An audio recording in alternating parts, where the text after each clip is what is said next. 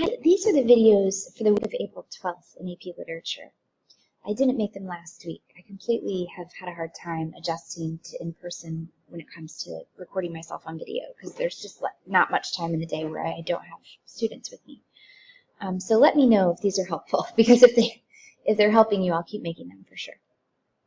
This is a whirlwind tour through the week, and I'm basically going to talk you through the agendas and let you know that I'm here if you're struggling with any one of these things. And that's really primarily what the videos are for anyway. So on Monday, April 12th, we started a new unit, and it's going to take us to the end of next week. So it's a short unit. They're all short units because we're cramming so much in. To do that, I addressed how we were in the unit The Heart of Darkness, where everything was really dark and difficult. With Lord of the Flies, things really fall apart at the end of that novel. And yeah, they come back together when the naval cruiser shows up, but you're meant to infer that the war is everywhere. And that darkness brought us to spring break. So coming out of spring break and looking towards the end of your year, we're going to move into lightness. And we're starting with this idea of love. I'll post it in the slides, which are here. It's called the Soul Crushing Love, this unit's slides. The argument I make there is there's two ways to lose yourself. There's the way through darkness, the Lord of the Flies style, losing yourself. And then there is the loss of yourself to love, which can be really good. We're going to use our central text as Their Eyes Were Watching God, but then we do selected poetry this Monday. So for the Monday, there's two poems. There's this one, There's a Certain Slant of Light by Emily Dickinson. And then there's this one, On the Occasion That I Died Before I'm 30.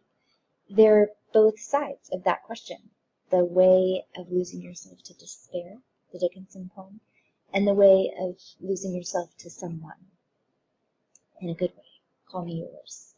So I ask you to pick one and then to ask, to tell me to talk about perspective. So pick just one poem and write, in this case, one super long sentence where you list out using semicolons a long list of all of the different parts that make the poem what it is when it comes to perspective. All of that, as is true for every single one of these days, is laid out really clearly if you go to the slideshow.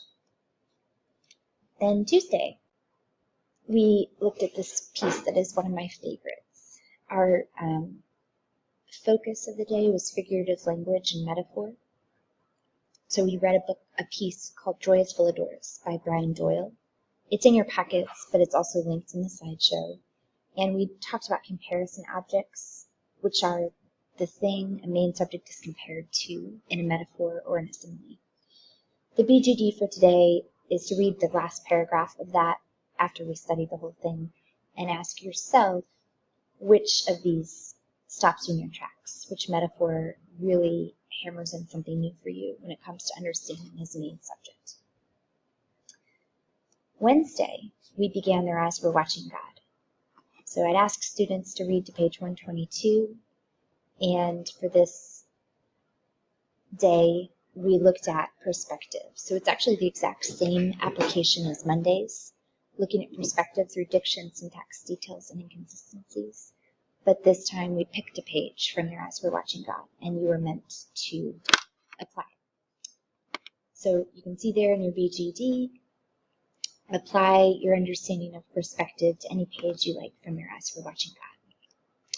Thursday, I emailed out the quiz, so you probably got that by now. It's a quiz about Their Eyes Were Watching God. I didn't write it. This was actually on an AP practice exam. And AP is really withholding of their practice materials in this way. So it's a really good thing to do if you're taking the AP exam. And then we looked at the model thesis statements from yesterday and talked about your senior commemoration projects. And that is the whole week.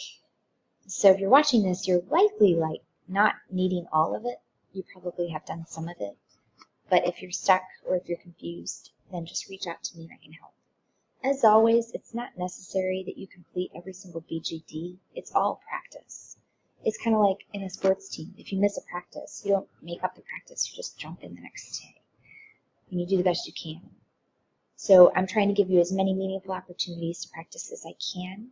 if you're watching this and you're a little behind, pick and choose the BJDs that match most closely what you're asking of yourself and your goals. And that will be a really important part of achieving your goals, but also not getting overwhelmed by all of the daily practice.